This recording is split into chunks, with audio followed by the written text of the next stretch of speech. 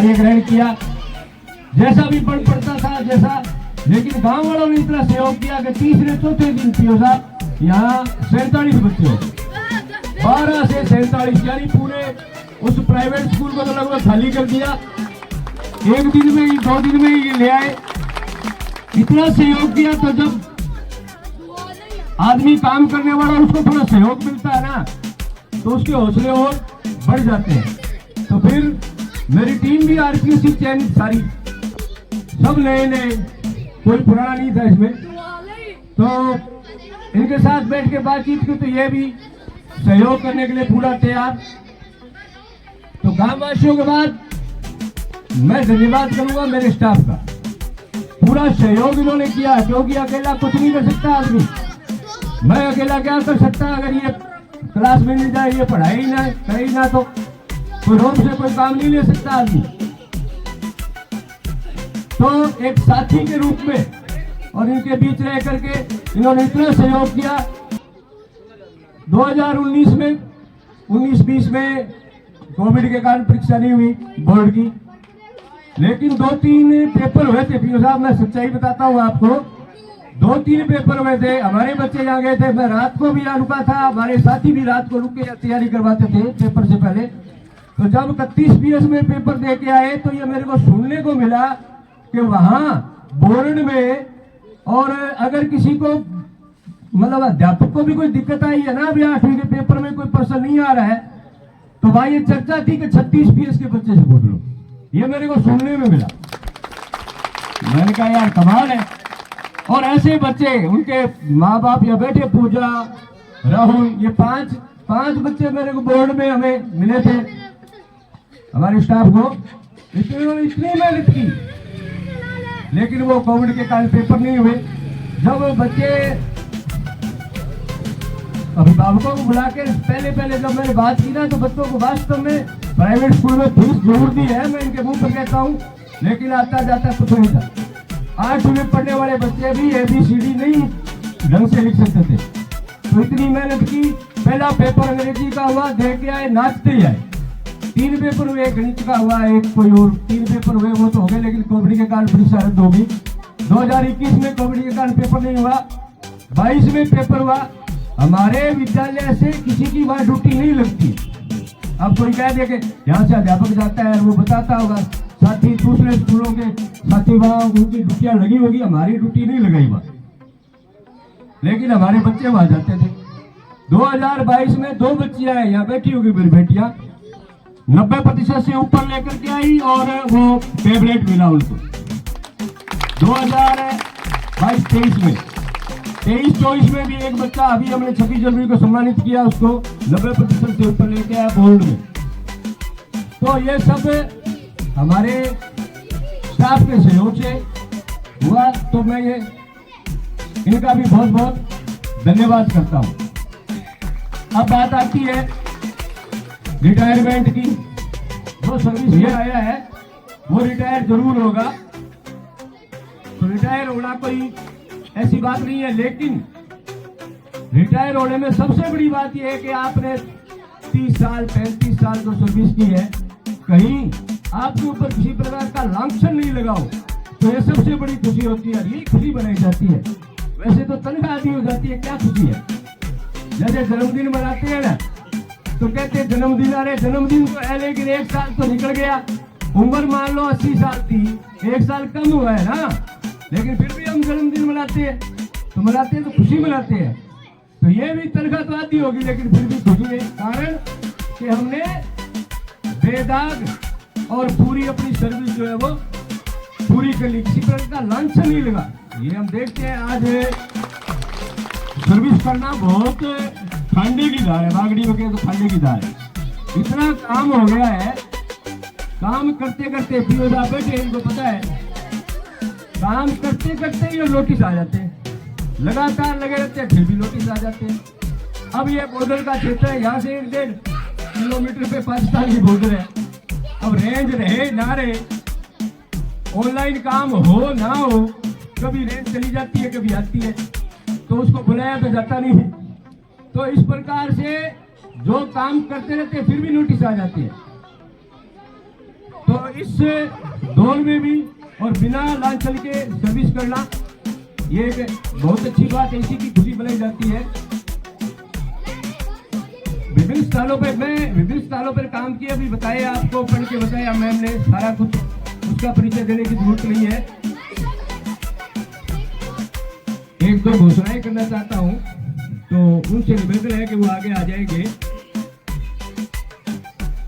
स्थानीय विद्यालय का स्टाफ आगे आ जाए।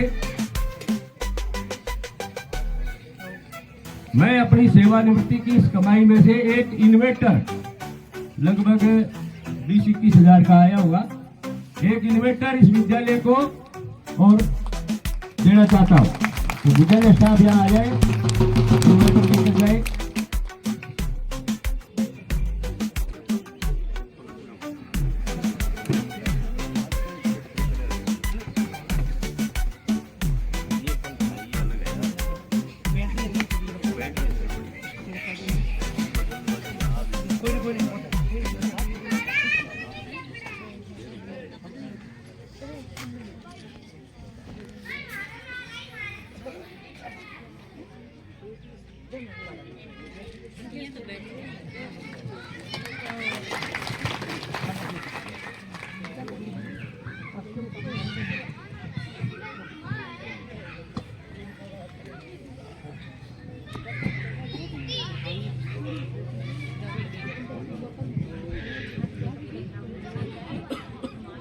गुरुजी पीओ विद्यालय को 5100 रुपये दान देते हैं, सह प्रेम भेंट दे रहे हैं। पूरा पीओ स्टाफ पहुंचे और इसके बाद में आंगनवाड़ी स्टाफ को मंच पे बुलाना चाहूंगा। आंगनवाड़ी स्टाफ,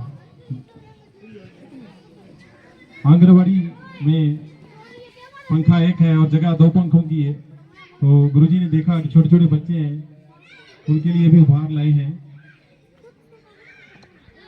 इनके लिए गुरुजी का बहुत बहुत धन्यवाद।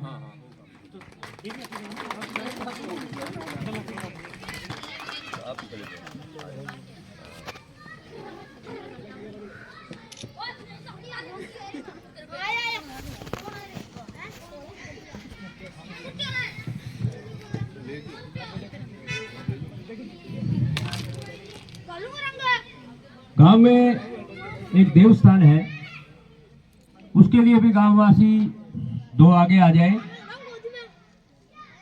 2100 रुपये गांव के मंदिर के लिए मैं देना चाहता हूं, तो जुम्मेवार 2 लोग आगे आ जाए। आ जाओ नंद राम जी, सुने को नहीं था।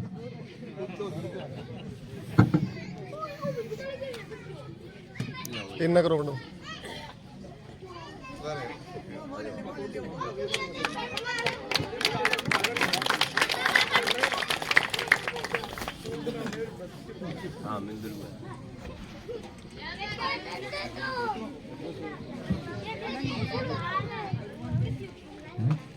हाँ, मैंने 5-5.5 साल तक यहाँ पर जिनके हाथ की रोटियां खाई है, माता परमजीत कौर और बहन अकविंदर कौर, ये भी आगे आ जाए।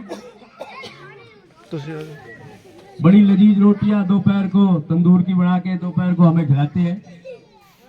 अकविंदर कौर और परमजीत कौर, परमजीत कौर नहीं आएंगे, चलो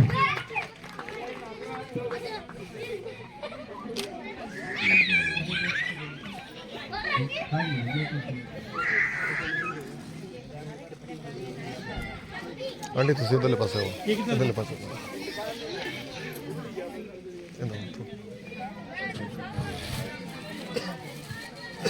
लाओ, हाथ लाओ।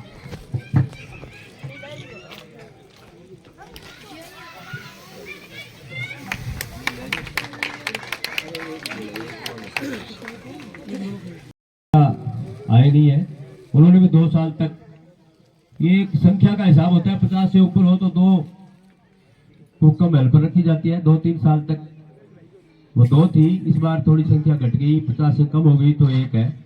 तो मैं उनके भी, हमने उनके हाथ की भी रोटियां खाई है, तो मैं अमिता जी से निवेदन करूंगा कल को बुला के उनको दे देंगे।